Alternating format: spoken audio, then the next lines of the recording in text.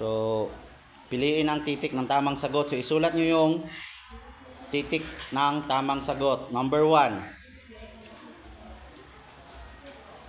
Alin sa mga sumusunod na pangungusap ang nagpapakita ng tamang kaalaman sa economics? Pahilom na. Uy, magmurmuring pa man, mag-ring. No? So, number 1, alin sa mga sumusunod na pangungusap ang nagpapakita ng tamang kaalaman sa economics? Letter A, bumibili ako ng mga produkto nakasale kahit hindi ko kailangan. Letter B, nagtatabi ako ng pera ng ilang bahagdan mula sa aking baon. Letter C, bumibili ako sa kantin ng pagkain sa halip na magbaon. Letter D, lahat ng nabanggit. Narinig ako sabi. No? Grabing mga baad yung talon. Oy, number 2. Number 2, bakit mahalaga ang pag-aaral ng economics bilang isang mag-aaral? Letter A, dahil bahagi ito ng aking asignatura upang makapasa. Letter B, mahalaga ang mga konsepto na itinuturo dito. Letter C, natuturuan tayo na gumawa ng tama at makatwirang desisyon. Letter D, nabibigyan ng kaalaman ang ating leader upang mapamahalaan ang bansa. Paminaw kay lison magbasa. Sira nyo na yan.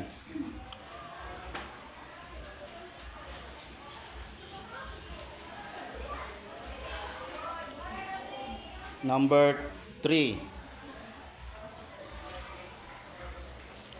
Number 3, alin sa mga sumusunod ang hindi tamang pananaw ng isang leader ng bansa na may sapat na kaalaman sa economics? No, letter E, mag-angkat o bumili ng mas maraming produkto mula sa ibang bansa. Letter B, paunlarin ang mga lokal na negosyo at industriya. Letter C, hikayatin at tulungan ang mga industriya na magtayo ng Research Development Center para sa paglikha ng bagong mga produkto. Letter D, panatilihin na maayos, angkop at sapat ang mga infrastruktura para sa lahat. Okay, number 4.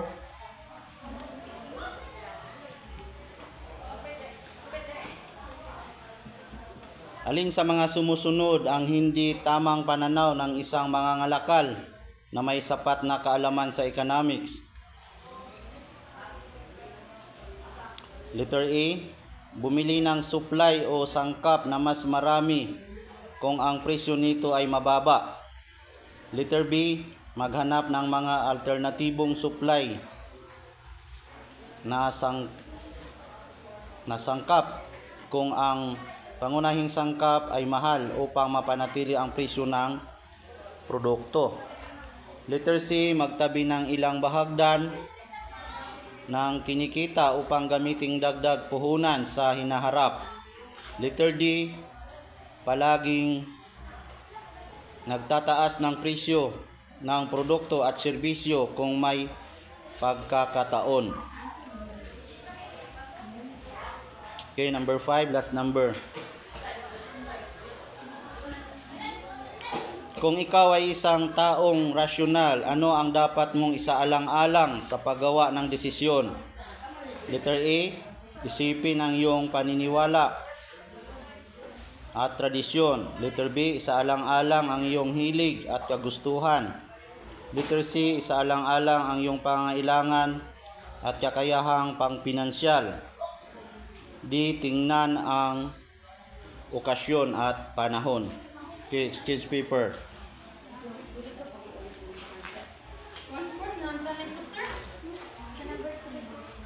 Daga nagreklamo oy.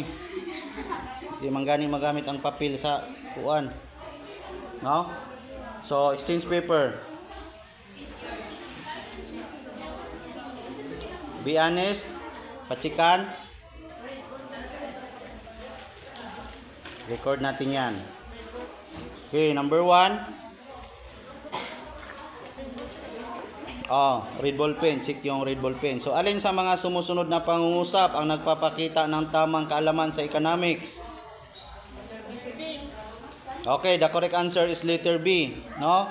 Nagtatabi ako ng pera ng ilang bahagdan mula sa aking baon. Yun yung gagamitin. Dapat magkaroon kayo ng savings. Kung halimbawa, ang baon nyo ay 100, dapat may tabi kayong 20 pesos. Okay, number 2. Bakit mahalaga ang pag-aaral ng economics bilang isang mag-aaral? Okay, the correct answer is letter C. Natuturuan tayo na gumawa ng tama at makatwirang desisyon. Okay, number 3. Number 3 tayo. Alin sa mga sumusunod ang hindi tamang pananaw ng isang leader ng bansa na may sapat na kaalaman sa economics? Number 4 na tayo? Number 3? Ang number 3, ang question sa number 3 ay? Okay, the correct answer is?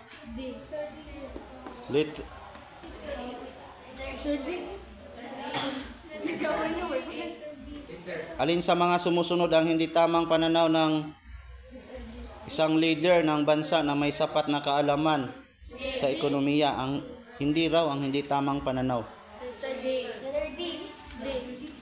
The correct answer is letter A. Mag-angkat o bumili ng mas maraming produkto mula sa ibang bansa. Letter A. No? Sa number 4, ito ang tanong. Alin sa mga sumusunod ang hindi? Halos parehas lang naman. Hindi pala. So, number 4, alin sa mga sumusunod ang hindi tamang pananaw ng isang mangangalakal na may sapat na kaalaman sa economics? Anong tamang sagot? Okay, letter D. Excuse me. So, letter D, palagi ang nagtataas ng presyo ng produkto at serbisyo kung may pagkakataon. So, number 5 na tayo, last number. Kung ikaw ay isang taong rasyonal, ano ang dapat mong isaalang-alang sa paggawa ng desisyon? Letter C is the correct answer. Isaalang-alang ang iyong pangailangan at kakayahang pinansyal. Okay, times 20. Times 20. So, i-record natin yan.